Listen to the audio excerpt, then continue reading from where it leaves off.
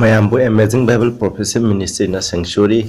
Ninabegi Thorm the Taram Noxary, Nasi Ninagatruti, topic the Plan of Salvation through Sanctuary, Part 2, or in the Justification. Idea chumhanbiba pa kopiba asigi maram daikoina ahan daikoi karna inasi ahan daikoi shora patana topse sagadale bi payam thagasari pai koina haji sanctuary gi mapana papia aikoina matau karam na dharma chenba Arankhubam phangani haina nahana phajana icham samna ira laina khangba mongda symbol hoina sanctuary gi mapana takpiba sigidam thagasari koina hosing naina gadru asida nang na thawai sing pibiu thawai sing modon ngang bi tu nei pa tari bi chnaw kuding da suna na pap ta bo hen bi ai ngang bu khudim su na ke aning bi matung oi bu man bi prabhu Jesu Christ gi min kurum dari amen ai aham da samlap na takcharake na khoi screen da chart asida phajana yeng bi isnaw sing koina sanctuary gi chart ase koina yengba matam da masi Prabhu sanctuary habisna cross ka symbolize to bane chamana cross pu sandok na takuni habise koina kaum si koina picture asida koina yengaga aine samlapna ai haijarke ahan bada koina sanctuary manung chapa matam da kodyata altar of sacrifice lare masi ahan bani koina papi amana Arankhubam phangningai gi amata ngairabu upai di altar of sacrifice adi masida sin offering gi peace offering gi meat offering gi sa khuding mokse haliba mapum asibuneba haidiba asida ikoi gi justification ikoi gi Arankhubam gi ahan step to masineba sa haibisneba John 1:29 gi matung na Prabhu Jesu Christ na ikoi gi pap ki ba yaw masa aduneba masina Prabhu na sibiba altar of sacrifice na represent ose Prabhu na papi ekoi gi dama usinoina sibibse masineba haidi bhaje masi yaudana de ekoi na Arankhubam to leite ekoi na thajaduna Prabhu na sibikiba asida ekoi na thajaduna satlaga magi makongda tujaba matamda ekoi pap kopiraneba ekoi gi pap kopirani ekoi da Arankhubam pibiraneba adugi matungda ekoi kari step lakani habada ekoi na lever experience lever habiti isingni masida ekoi na suba chamba ki thabak ado taweba masigi matuna Titus 3 gi 5 to 8 ki matuna ina dike doba aikoi se aikoi na tawba phoba thabon aikoi kalan bi banateba aikoi Prabhu gi mapana aikoi na nauna poktuna aikoi na aikoi gi changdok chaduna samthok chaduna aikoi gi papa se kopieba masigi level gi experience asibo aikoi na conversion aikoi na puning home gi experience masida repentance confession nauna pokwa aduga new birth ado masi thungba ngamudurine aikoi lamsat papi waramba mihapo waramba aikoi se anauba mi Prabhu da anauba mi ama haibdo masina onthorok pi khongthang adubuneba aina Prabhu da thajare papi aina Prabhu da thajare mihapa aina Prabhu da thajare hairaga thajaraba matungda ai andom mihatpa mi amo oina leibe yaroiba mihatpa aise mi hatta ba yamna lamcha chaja phaba mi ama oira kadamne masi on thopgi thauram asibune ba ikoina lever experience masina mapanda lere masigi matungda ikoina sanctuary man hek changba matamda holy place asengma mata asengma honda sangba table of sovereign adi ikoina outal koina tanna se trani thoi sanctuary manungda table am mathakta hapaga taru lola hapa uraneba masigi table of showbread na represent tawse karino metaphor for gi matungna economy se tan char kaktan hingadab nate ishogi chindagi thorpo haina hingadab ne hame masigi symbol di kaino bible neba aduna ecoina nauno puning hongbagaloina na ecoina bible paraka ekoi sengdok chabagi thabak koina sanctification gi process asigi thabak se ecoina haubung ameba haibadi lo ngakpagi thabak se mathang ishogi pangan na Prabhu Jesu Christ gi thawjangi mapana ecoina masi hauraneba aduna koine isoi wahi aduki mapana ikoi hingba hauraneba adugo som the candlestick amu ure masi the candlestick asina kadi pire mangan pireba John 8:2 ki matuna Prabhu Jesu Christ na mangal ne ko hoi Bible jo khoi da mangan pi Prabhu Jisu Christa Thawai Asangba Masina Ikogi Mangaleva. Asumna Prabhu Jisu Christa Mapana, Thawai Asangba Mapana, Ikone Ishogi Wahi Pat and Ikone Hinganeva. Aduga Haideva Ishoga Kogilanaba Marije, Karamna Metenta wouldn't have them to Ikone Partana. Ikone Revelation 93:4 Matuna Ikone Partanatova. Partanatova Atugi Mapana, Ikoina Ishoga. Ishoda ye blessing Makaido kind of Partanatoroga, Ishoda no luxarga Ikone Panganeva. Asumna Ikone sanctification gi processes Ikone Mapungpangini, Masiki Mapana, Ikone Ishoya Tangsingado, Mapungpana, Prabhu Jisu Christagi Tujang Mapan, Ngapungam Kraganeva, Sina altar of Ikone incense Kane, altar of sense, Ikoi Partanav Kane, Aduka Agok Kabinanta Karia with 10 commandment. Ado 10 commandment Kaidogani, James to get Turkey Matuina, High River Yatang Tarasi Matunga, Ikoi Wan Ganeva. When by Matamda Iko Miam the Hangadapse, Masigi Nupati Yatanga, Prahebse Hanganeva. Ngai Karam Ngai, Prabugi Mapanama Yatangai, Adu Yatanga, Medu Kedova, Mahak Suman Birani, Mahak Wan by Matamda Asumba Pangani, Aduga, Ecoina Arankhubamgi Thourang, Showy Ahimbi Lightaming and Duna Ecoin Later Caneva. Masigi process a Sibu Ecoina sanctuary, Ecoigi Masigi, Patakrava. Doctrine Cinema Sinata Pidia, Amu Ying Siko, Amu Ying View Masi, Samna, Equina Sata Sidamu Ying View. Equina Igi Mapana, Equina justification process, Sangani, Altaro, sacrifice, Sangani, Aduga, Equi Prabuki Igi Mapana, Equi Pakai, or anything to Shangdo Pira never, some topic tabooks, Equina altar sacrifice, Ogani, she died by the blood. By the blood of Jesus, pardon, forgiven, set free from sin. I could pop the hinting to have to Helena. Papi or by quite a pop to the Miyama, have to wave him. Huran by Koji Huran the Bemu, and Mitu Miola, and by Koji, Mitu Miola, another boy, mustn't Tibanga, a question mustn't cut. Prabuna Quibus, Opiba, Quisam, Topi, but to give up on a quibu or never. Cynical justification is it. Adugi matungda Equina regeneration, have the Equina Lamtas Hazard on conversion gi Matawa say Equina labor you were a neighbor. When Madugi Mapana, Equina by water and the spirit go. Tawai Asangba, Masun Isingi Mapana, Equaje, Nona book by the Equina were a neighbor.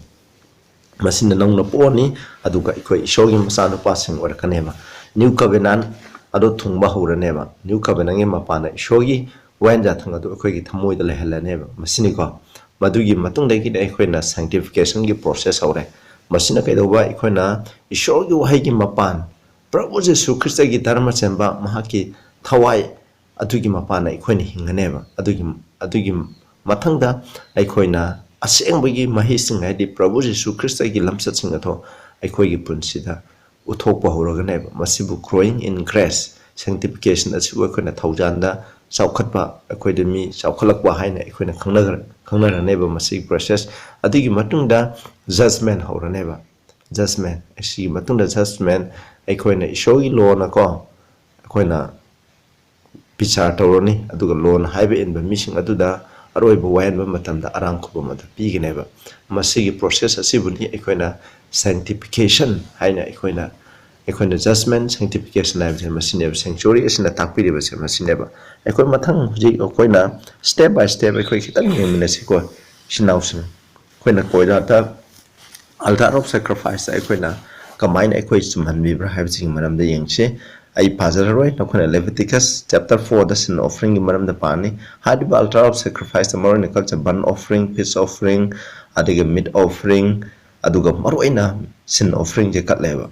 masina hairi sin offering je kwadi maruai koina pa kana mi na pa to bata ga di magi dama sa ama porakani maruina ai koina cham cham na jara ge yaw ama porakani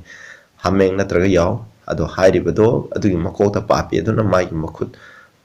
sa adugi makota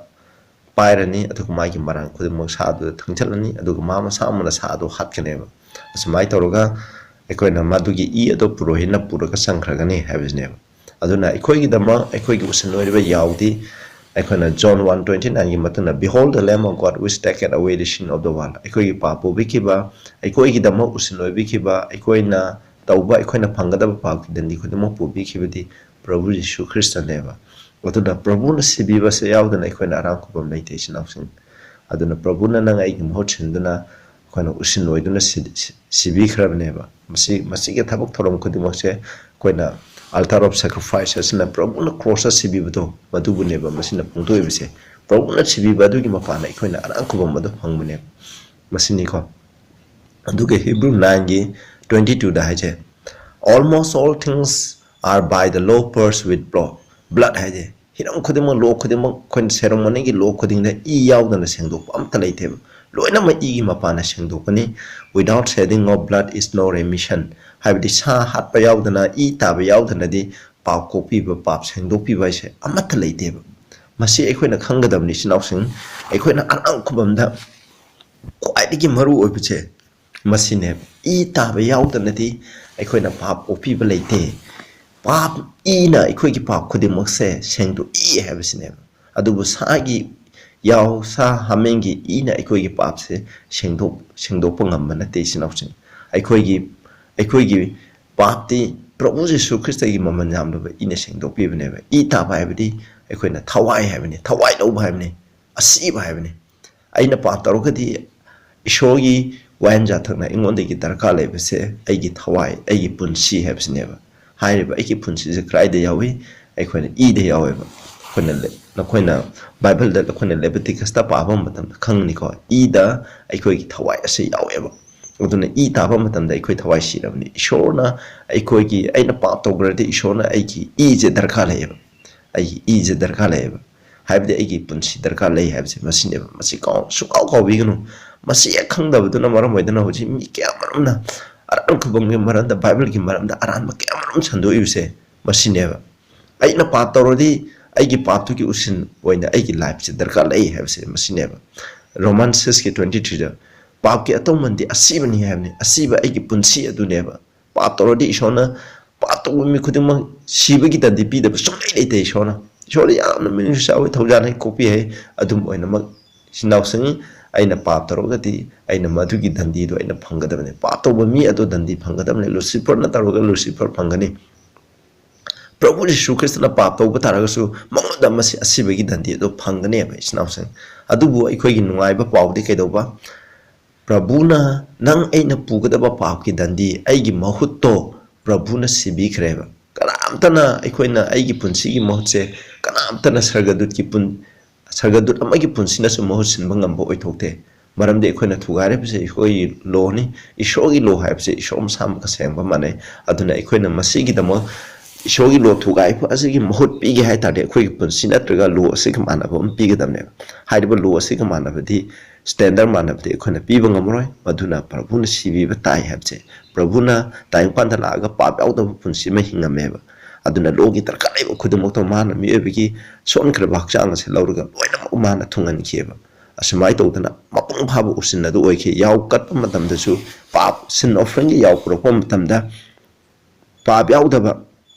habidi aso engam leitaba dag leitaba laina tina chenda bu piye asmai to dana aiko isai panghan adi lo ngak pangamdre sungam ngamdre aduna Prabhu na ngam Prabhu nam tayang pata ngam kheba masini ko aduga Hebrew 9:12 ta haise aduga yawgi natraga sanau singi ina nate hai ko by his own blood ma masama ki ina he entered in once into the holy place asang phunda tang chang khiaje hoji Prabhu na sanctuary da heavenly sanctuary da khoi gi da mo pap seng do gi thabak chi tawri ne ma gi masai I puraga koina pap gi aikoina thaina mama ngai da koina papi amana yaw amo purokpa matamda yaw do halani halpa matamda madu ki ido sanctuary man ga sangani sanctuary man sangaga parda aseng mamphanga kwadi sengba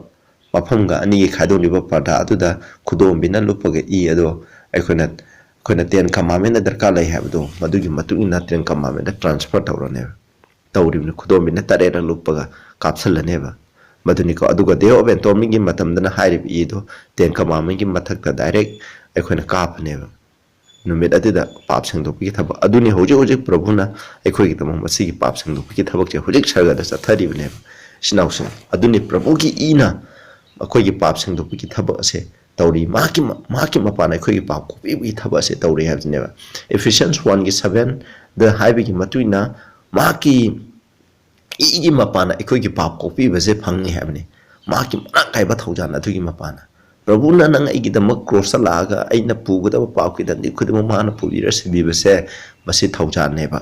माकी थौजानी अदुना अखोना प्रभुदा थाजरगा मंगोंदा तुजबा मतमदा अखोगी पाप मखैसे लोइना copy अदुगा साम थोपी अदुगा अखोय अनौबा मी अमा प्रभुना मु ओहेलेबा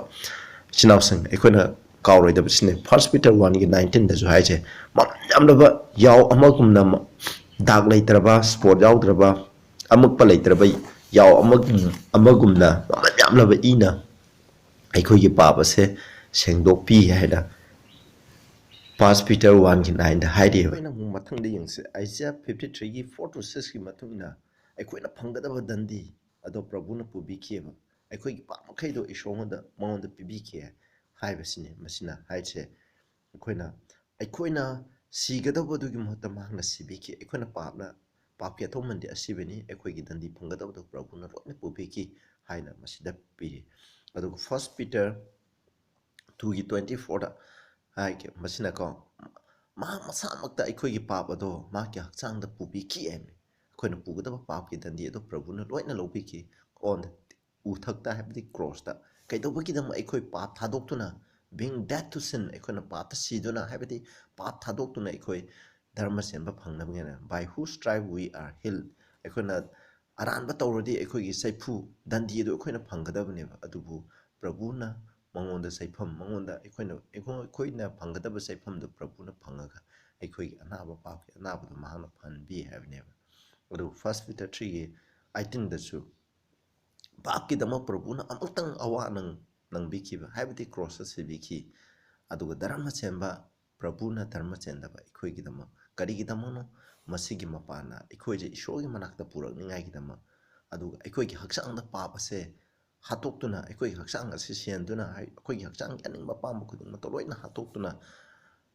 अखोइ ईश्वरगी थवाइना अखोइ अमु हिंखलनिंगाइगी दमक्तने हैबसे मसिनेबा अदुगा अखोइना अमु यंगसे Hebrew 10 की 26 दा अखोइना असुम्बदो खंगलगा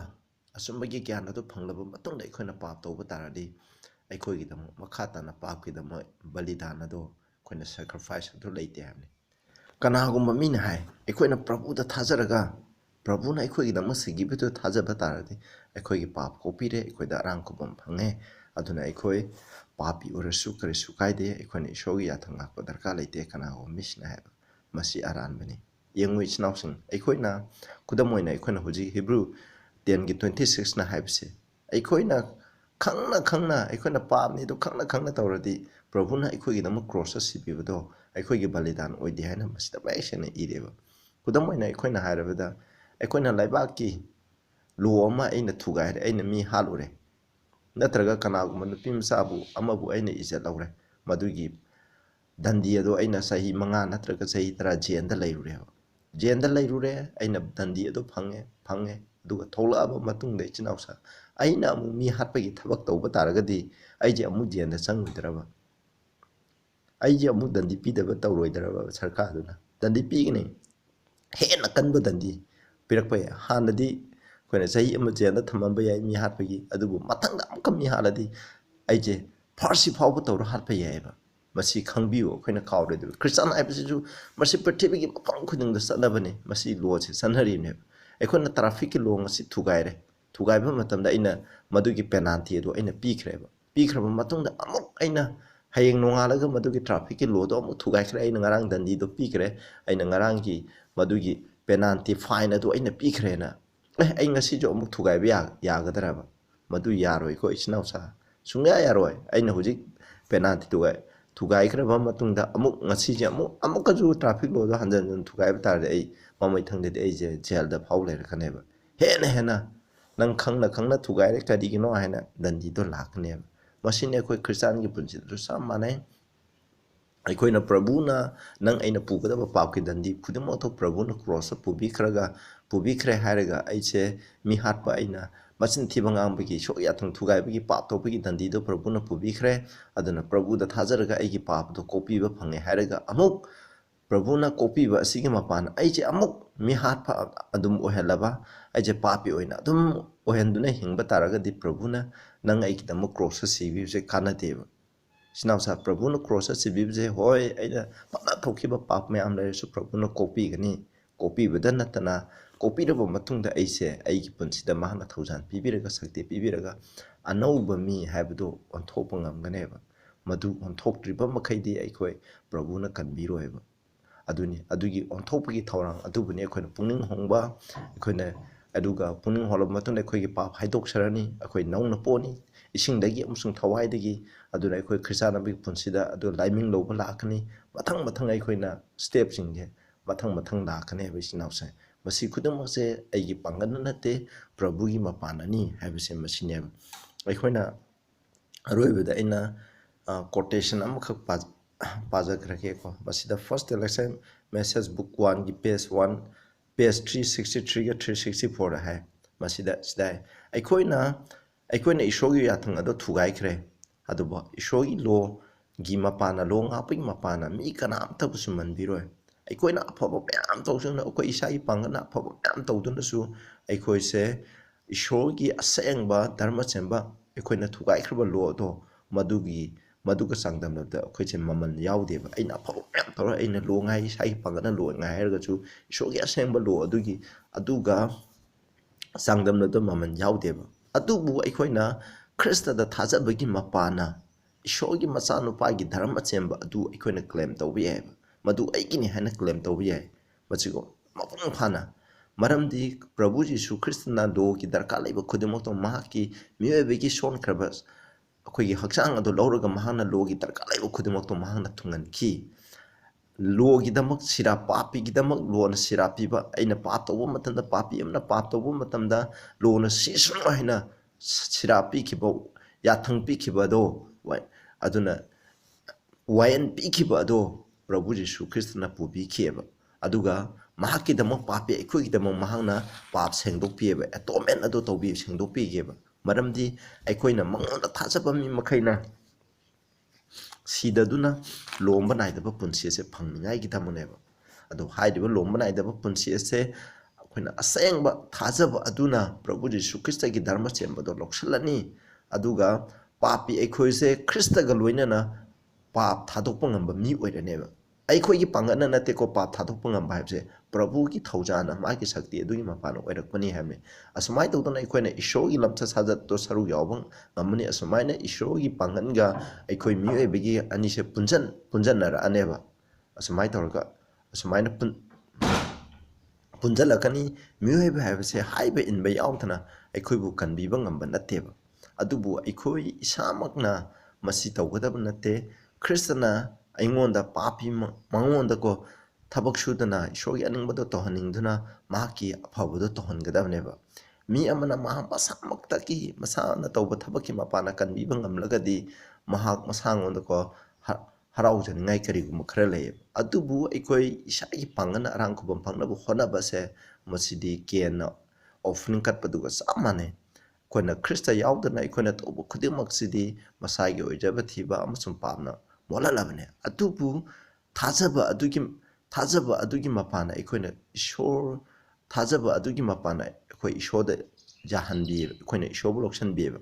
aikoina sarga ase prabhuna thawbikiba afaba adugi mapana sarga phangningai thiba matamda aikoigi thawai ase sakhotpa oirakani prabhu jisu krista ga yengaga akoi arangkhubamgi ahopam oiriba aduga aroiphamju oiriba prabhuda yenglaga aikoina pangal amada mai pakpa amadagi mai pakpa amada krista gi thaujangi mapana aikoida mapung phaba arangkhubam ado pangthopa ngami haina masigi lairi asina fazana explain tawre kyada phajakraba amatang pajagi ke isnaw sanga du loisalage page 67 hai dharma chenba haibase ishogi law na haibe inbaduni law na ikoidigi dharma chenba darka lai haidiba se papi aduna law aduda pibam thoi laman tolabani adubu mahakna papi mahakna masi piba ngamba oithokte law nga ko pang phana nga paibse oithokte masi ikoina rang dharma chenba che phangningai gi amata ngairaba lambi di thajabagi mapana ikoina kristagi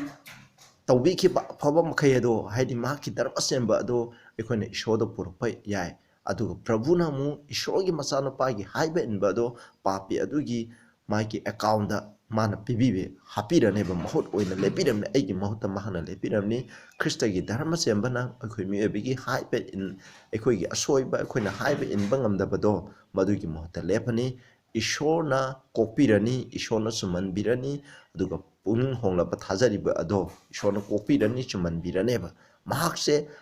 dharma chembo oina mahak singthana birani aduga mahaki masa ishorna mahaki masa nungsibagumna mahak nungsibiraneba ꯑꯩꯈꯣꯏꯁꯦ ꯄꯥꯞ ꯁꯨꯡꯌꯥꯎ ꯌꯥꯎꯗꯕ ꯃꯤ ꯑꯃꯒꯨꯝꯅ ꯏꯁꯣꯔꯅ ꯑꯩꯈꯣꯏꯕꯨ ꯁꯤꯡꯊꯥꯕꯤꯔꯅꯦꯕ ꯃꯁꯤꯅꯤ ꯊꯥꯖꯕꯅ ꯙꯔꯃ ꯆꯦꯟꯕꯁꯦ ꯀꯔꯝꯅ ꯐꯪꯍꯟꯕꯤꯒꯦ ꯍꯥꯏꯕꯁꯦ ꯑꯁꯨꯃꯥꯏꯅ ꯄꯥꯞ ꯀꯣꯛꯄꯤꯔꯕ ꯊꯋꯥꯏ ꯑꯗꯨꯅ ꯊꯧꯖꯥꯟ ꯑꯃꯒꯤ ꯃꯇꯨꯡꯗ ꯊꯧꯖꯥꯟ ꯑꯃꯗ ꯆꯠꯂꯅꯤ ꯃꯉꯥꯜ ꯑꯃꯗꯒꯤ ꯍꯦꯟꯅ ꯉꯥꯟꯕ ꯃꯉꯥꯜꯗ ꯑꯩꯅ ꯍꯥꯟꯅ ꯈꯖꯤꯛꯇꯪ ꯈꯪꯉꯝꯃꯤ ꯍꯦꯟꯅ ꯈꯪꯕ ꯂꯝꯕꯤꯗ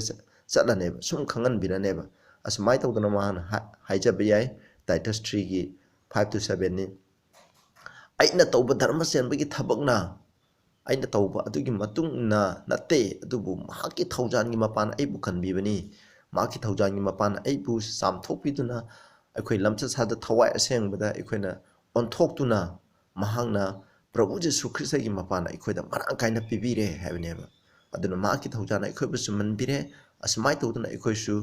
ꯑꯔꯥꯡꯈꯨꯕꯝꯒꯤ ꯑꯁꯥꯗꯣ ꯑꯩꯈꯣꯏꯗ ꯑꯣꯏꯍꯟꯕꯤ ꯍꯥꯏ ꯀꯌꯥꯗ ꯐꯖꯈ꯭ꯔꯕ ꯏꯆꯤꯟ ꯏꯅꯥꯎꯁꯤꯡ ꯃꯁꯤꯅꯤ ꯑꯩꯈꯣꯏꯅ ꯖꯁꯇꯤꯐꯤꯀꯦꯁꯟ ꯍꯥꯏꯕꯁꯦ ꯏꯁꯣꯔꯅ ꯑꯩꯅ ꯄ꯭ꯔꯚꯨꯗ ꯀ꯭ꯔꯣꯁꯇ ꯄ꯭ꯔꯚꯨꯅ ꯑꯩꯒꯤꯗꯃꯛ ꯀ꯭ꯔꯣꯁꯇ ꯄꯨꯔꯒ ꯁꯤꯕꯤꯈ꯭ꯔꯦ ꯃꯗꯨꯗ ꯑꯩꯅ ꯊꯥꯖꯔꯒ ꯃꯉꯣꯟꯗ ꯇꯨꯖꯕ ꯃꯤꯀꯨꯞ ꯑꯗꯨꯗ ꯑꯩꯒꯤ ꯄꯥꯞ ꯀꯣꯛꯄꯤꯔꯦ ꯑꯩꯉꯣꯟꯗ ꯑꯔꯥꯡꯈꯨꯕꯝ ꯄꯤꯕꯤꯔꯦ ꯑꯩꯉꯣꯟꯗ ꯑꯔꯥꯡꯈꯨꯕꯝ ꯄꯤꯕꯤꯕꯁꯦ ꯑꯃꯨꯛ ꯀꯩꯗꯧꯕ ꯑꯩꯅ ꯄꯨꯛꯅꯤꯡ ꯍꯣꯡꯂꯅꯤ ꯑꯗꯨꯒ ꯍꯣꯡꯕꯁꯨ ꯑꯩꯒꯤ ꯄꯥꯡꯒꯜ ꯅꯠꯇꯦ ꯏꯁꯣꯔꯅ ꯃꯄꯥꯟꯅꯅꯤ ꯑꯗꯨꯒ ꯑꯩꯒꯤ ꯄꯥꯞ ꯍꯥꯏꯗꯣꯛꯆꯔꯅꯤ ꯏꯁꯣꯔꯅ ꯑꯩꯕꯨ ꯅꯧꯅ ꯄꯣꯛꯍꯜꯂꯅꯤ ꯑꯁꯨꯃꯥꯏꯅ ꯇꯧꯗꯅ ꯃꯊꯪ ꯃꯊꯪ ꯑꯩꯈꯣꯏꯅ ꯈ꯭ꯔꯤꯁꯇꯒ ꯂꯝꯆꯠ ꯃꯥꯟꯅꯅꯤꯡꯉꯥꯏꯒꯤꯗꯃꯛ ꯏꯁꯣꯔ ꯑꯩꯈꯣꯏ ꯍꯨꯔꯥꯟꯕ ꯑꯣꯏꯔꯝꯕ ꯑꯩꯈꯣꯏꯁꯨ ꯍꯨꯔꯥꯟꯗꯕ ꯃꯤ ꯑꯣꯏꯅꯤꯡꯉꯥꯏꯒꯤ ꯈꯣꯡꯊꯥꯡꯗꯣ ꯁꯦꯝꯒꯠꯄ ꯍꯧꯒꯅꯦꯕ ꯉꯁꯤꯒꯤꯗꯤ ꯇꯥꯕꯤꯔꯤꯕ ꯃꯌꯥꯝ ꯈꯨꯗꯤꯡꯗ ꯏꯁꯣꯔꯅ ꯕꯣꯔ ꯄꯤꯕ ꯑꯣꯏꯁꯅꯨ ꯄ꯭ꯔꯊꯅꯥ ꯇꯧꯖꯩ ꯁꯔꯒꯗ ꯂꯩꯕ ꯏꯄꯥ ꯏꯁꯣꯔ ꯑꯩꯈꯣꯏꯅ ꯀꯔꯝꯅ ꯑꯔꯥꯡꯈꯨꯕꯝ ꯐꯪꯒꯅꯤ ꯁꯦꯡꯆꯨꯔꯤꯒꯤ ꯃꯄꯥꯟꯗ ꯄ꯭ꯔꯚꯨꯅ ꯀ꯭ꯔꯣꯁꯅ ꯁꯤꯕꯤꯕ ꯑꯁꯤꯒꯤ ꯃꯄꯥꯟꯗ ꯑꯔꯥꯡꯈꯨꯕꯝ ꯀꯔꯝꯅ ꯐꯪꯒꯅꯤ ꯍꯥꯏꯕꯒꯤ ꯃꯔꯝꯗ ꯐꯖꯅ ꯇꯥꯛꯄꯤꯔꯦ ꯃꯁꯤꯒꯤꯗꯃꯛ ꯊꯥꯒꯠꯆꯔꯤ ꯇꯥꯔꯤꯕ ꯏꯆꯤꯟ ꯏꯅꯥꯎ ꯈꯨꯗꯤꯡꯃꯛꯇ ꯃꯄꯥꯟ ꯅꯥꯏꯗꯕ ꯕꯣꯔ ꯄꯤꯅꯕꯤ ꯄ꯭ꯔꯚꯨꯅ ꯈꯨꯔꯨꯝꯖꯔꯤ ꯑꯥꯃꯦꯟ